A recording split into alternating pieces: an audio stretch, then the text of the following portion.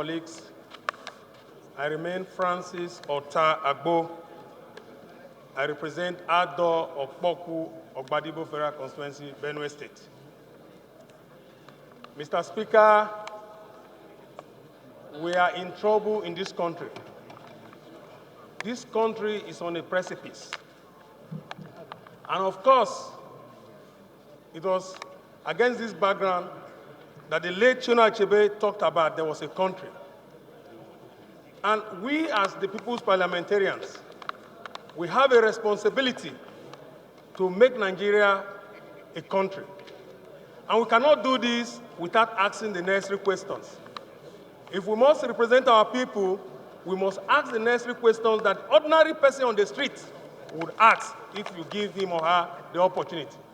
One of the questions is, what has happened to intelligence gathering in this country? How did the Shiites get free access to Abuja? How did they even gain entrance into the National Assembly? We must ask these questions. And if we don't ask these questions, we will not have any solution to it. I'm saying this because this country has become a killing field. We know that very clearly. But there are people who are saddled with the responsibility of intelligence gathering and in securing this country. What has happened to the billions upon billions that have been voted for intelligence gathering in this country, Mr. Speaker? I want to say that as a House, we should summon the courage to invite the people who are saddled with this responsibility of intelligence gathering, the DSS, the NIA, and what have you, so that they could appear before us, because this is a very serious matter. Now, my colleague talked about proscribing the group, and I agree with them. I agree with him.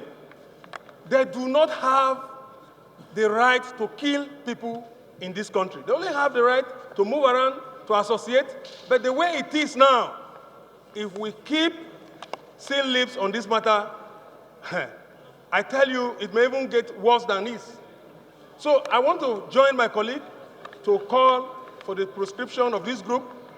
And I want to also add that if the judiciary, if the court had actually given a judgment granting bail to the leader of this group, of course, we have to also continue to re-echo that to the executive to actually comply with that judicial pronouncement. Because as a legislature, we are lawmakers, we are not lawbreakers. Thank you, Mr. Speaker, for this opportunity.